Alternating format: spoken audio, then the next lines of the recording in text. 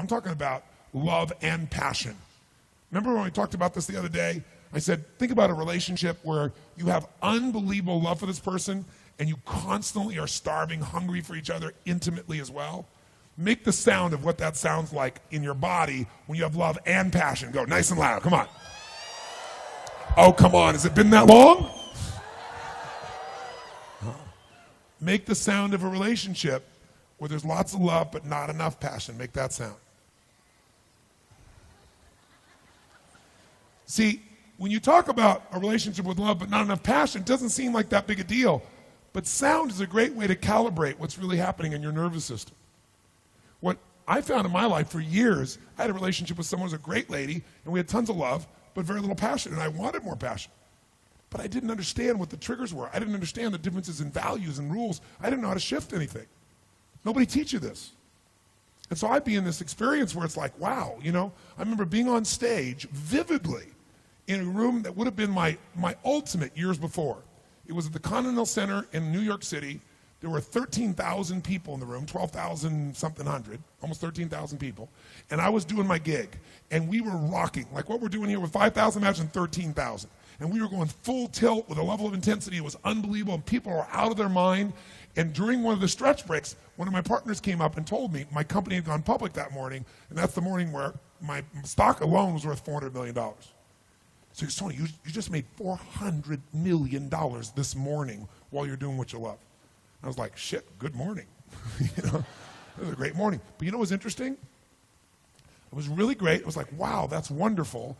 And then what I really want to do is get right back into what I loved.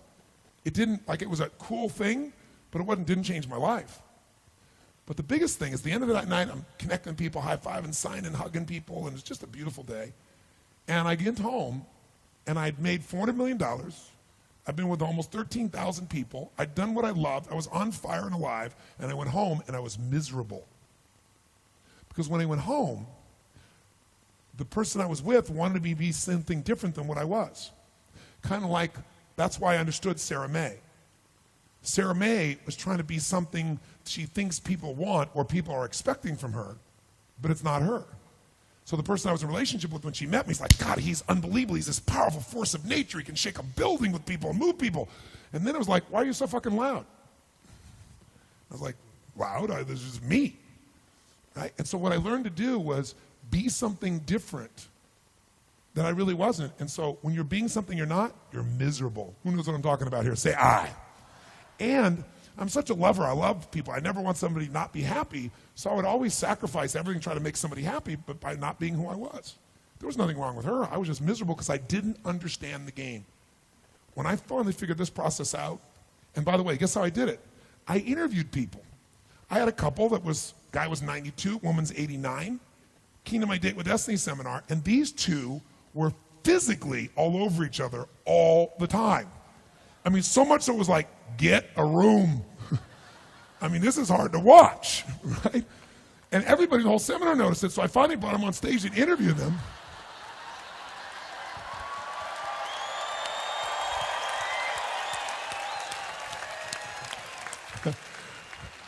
Shit, they're young punks in their 60s. So I bring this 92-year-old man, this 89-year-old woman up, and I said, I got to interview you guys. So I'm interviewing them. I said to him, I said, tell me something. I said, you two seem to not just love each other, you love each other.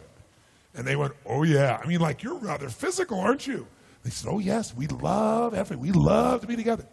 I said, and you guys have intimate relations? Oh yes, every day. Every day? Sometimes several times a day, the woman says. No exaggeration. And they were so adorable, and they were all over each other, hugging each other, grabbing each other, touching each other. And I said to him, I said, okay, there are a lot of people that think when you're together 3, 4, 5, 10 years, there's nothing new. They said, nothing new. They just aren't being flexible enough. They're not trying new things. I said, well, tell me something. What's your belief about, how do you stay intimate? The woman says, well, you can't just talk. You got to touch. And she said, touch lots of things. And she's so adorable. And so I said, so you guys have this passion all the time? Yeah. And I said, what's your belief? And he said, well, we believe that it's never boring, Because we believe there's nothing ugly between two people who love each other, nothing dirty between two people who love each other. She said, yeah, here's our rule. We try anything once, and if we like it, we do it again. So I spent 5 years interviewing people who've been together 20, 30, 40, 50 years, and they don't just have love, they have passion. They're not hanging out, they love each other, and it changed the game for me. And the biggest change in my life, I would give up everything in my life without no exaggeration, no hyperbole, everything I've ever learned, everything I've ever done for the relationship I have with my sage. She has been I'd die for this woman, no exaggeration, but I couldn't have gotten to that place if I hadn't been through all those other places first. And the gift that I've got in that area is a gift you deserve. And anybody can have it. You could be with somebody together for 10 years and you could reignite it because you just didn't know the triggers. Or some of you may find that you're in a relationship where truthfully you are nothing in common. You're just scared shitless to end it because you're afraid of being alone. But there's a way to do this in a way where things can be elegant, but you can be free and you can bring to your life what you deserve. I tell people one thing. If you're not happy in your intimate relationship, you're not fucking happy. Because I don't give a shit how hard you work. I don't care how much money you make, how many trophies you get. In the end, if you don't have that aliveness and passion, a part of you is dead inside. And it doesn't have to be that way. And I got to tell you something. Some of you maybe seen some of the films of the people I've turned around who hate each other, want to kill each other, been together forever, have no attraction. And we don't just change them in that moment. We follow up. You see them a year later, 2 years later, 5 years later. They never go back because we rewire it. And Date with Destiny. Oh, I got some people who graduate Date with Destiny. Wow. Some grads of Date with Destiny here. Date with Destiny is that program I described this morning when I was talking about Dickens and I talked about going to Fiji and I had that process of coming up with that process. Well, I turned that into a 5.5 day process that what Date with Destiny does is it basically, we worked our tail off here. You got to use a lot of physical energy to deal with your beliefs. Your values, you'll never get through with physical energy. You have to know, it's almost like a puzzle. You have to know exactly what thing triggers what feeling, triggers what emotion. And until you know that, you're at the effect of everything in your life. What Date with Destiny does is it helps you get a plan for your life. Not a plan like scribbling it out, I have to live a certain way, but you begin to see how to take the different parts of you that have inner conflicts and align those parts so you're pulled exactly where you want to go. It is by far the most powerful thing I do, bar none.